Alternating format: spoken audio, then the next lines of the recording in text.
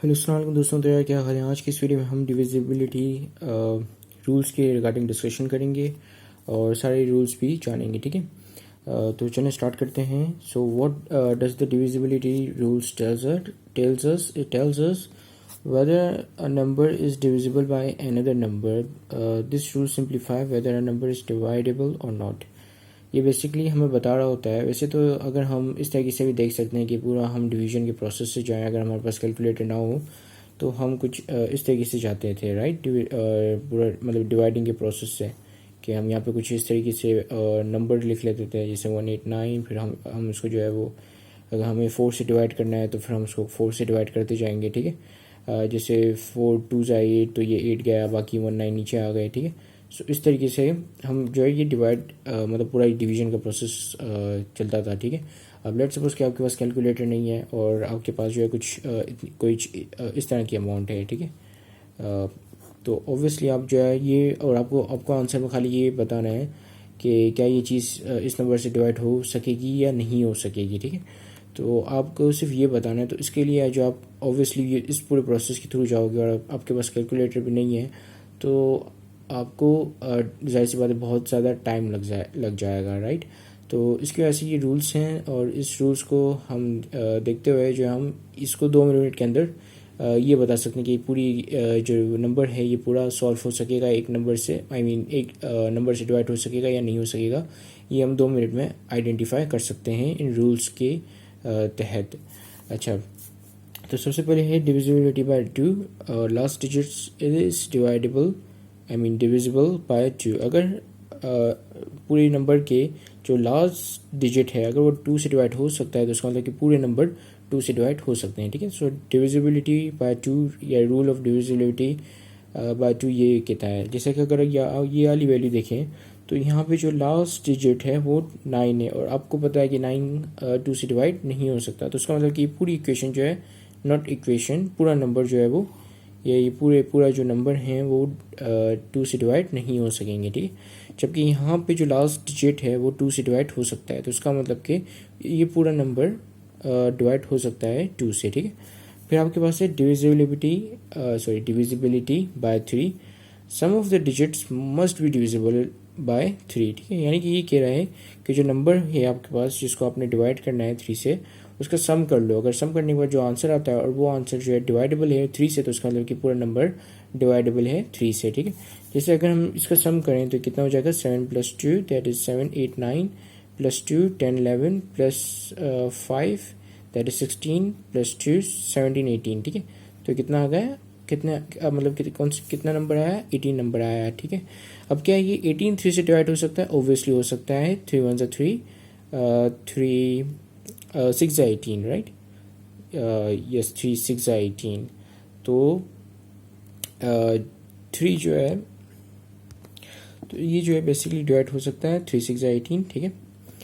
तो इसका मतलब कि ये पूरा नंबर आप जो है 3 से डिवाइड कर सकते हो, ठीक है। तो ये डिविजिबल है by 3। This number is divisible by 3।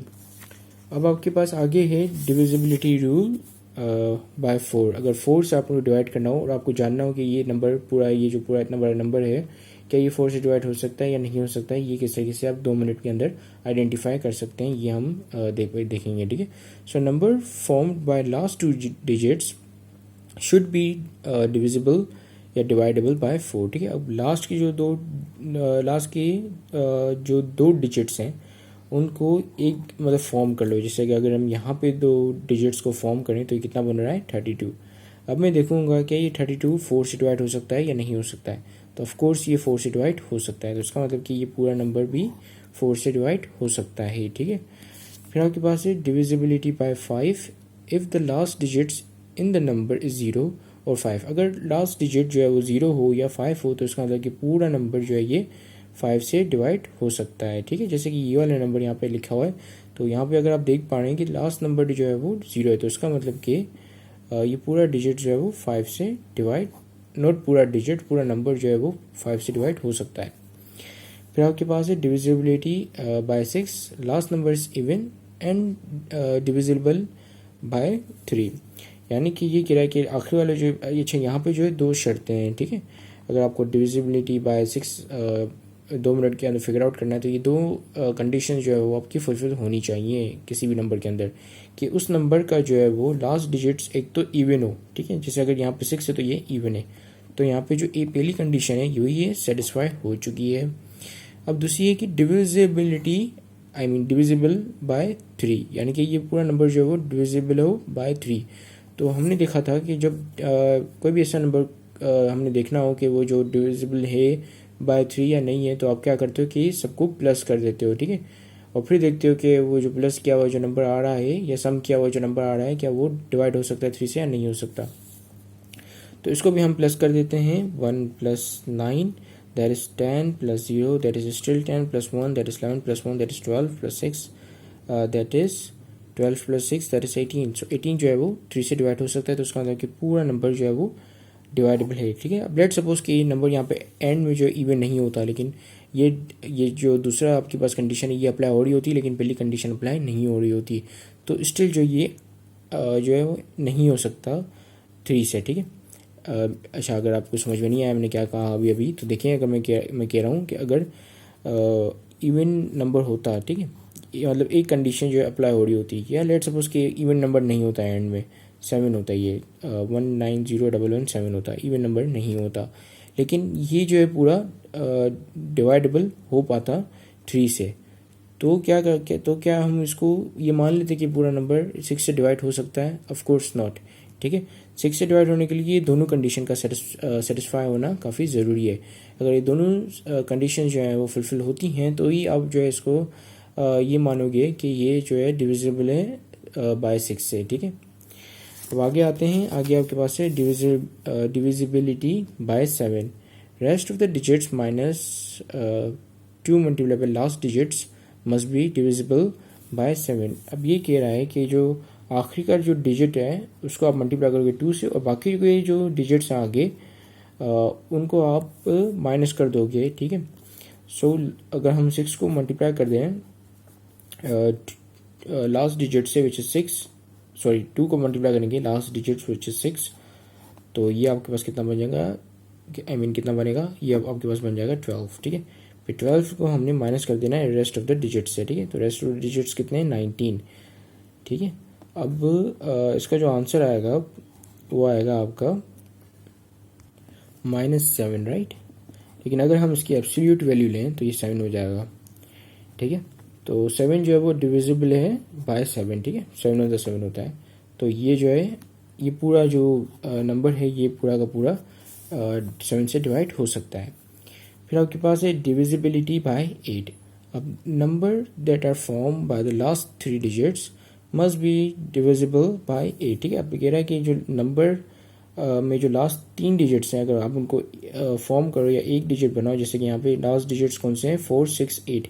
सो 4, 6, 8 में यहाँ पे लिखूंगा और फिर देखूंगा कि क्या ये डिविजिबल हैं बाय 8 या नहीं, ठीक है। अगर ये डिविजिबल हैं बाय 8 जो कि हैं, तो इसका मतलब कि पूरा नंबर जो है वो 8 से डिवाइड हो सकता है। फिर आपके पास है डिविजिबिलिटी बाय 9। अब इसमें लिखा है कि sum of the digits are divisible by 9।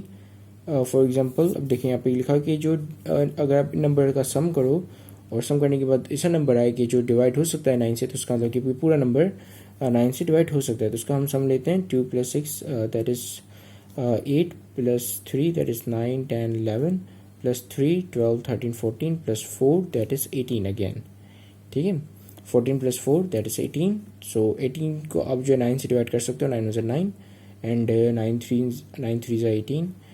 सो ये पूरा नंबर जो है वो 9 से डिवाइड हो सकता है। अब आपके पास है डिविजिबिलिटी बाय 10। अब इसमें क्या है कि लास्ट का जो लास्ट डिजिट है किसी भी नंबर का वो 0 होना चाहिए। अगर किसी भी नंबर का जो लास्ट डिजिट है वो 0 है, तो उसका मतलब कि वो 10 से डिवाइड हो सकता है। फिर आपके पास है डिविजिबिलिटी बाय 11। ये थोड़ा ट्रिकी है, ठीक है, लेकिन फिर भी ये भी मतलब ईजी है समझना, बट थोड़ा ट्रिकी है। फिर है sum of digits at odd places, ठीक है। ऐसे डिजिट्स जो कि ओल्ड प्लेसेस पे हैं उनको सम कर दो, यानी कि प्लस कर दो, फिर माइनस करो उन सम ऑफ डिजिट्स को जो कि इवन प्लेसेस पे हैं, और फिर वो उनका जो भी मतलब जो भी एंड रिजल्ट आए उसको वो जो है वो 0 होना चाहिए या बराबर होना चाहिए 0 के, या तो फिर वो डिवाइडेबल होना चाहिए 11 के, ठीक है। यानी कि आप उनको 11 से डिवाइड कर सकोगे जो भी आंसर है, ठीक है। अब देखो यहाँ पे जैसे आपके पास 616 लिखा हुआ है, तो मैं यहाँ पे ओड नंबर कौन सा है, ओड नंबर सिर्फ 1 है और इवन नंबर कौन है 6 + 6, ठीक है। सो 6 + 6 ये आपके हो गए 12, 12 - 1 दैट इज 11। सो 11, ये जो 11 आराम से अपने टेबल से डिवाइड हो सकता है, तो इसका मतलब कि 161 पूरे को हम डिवाइड कर सकते हैं 11 से, ठीक है। So this is it, thank you for watching this video, have a great day and अल्लाह हाफिज़।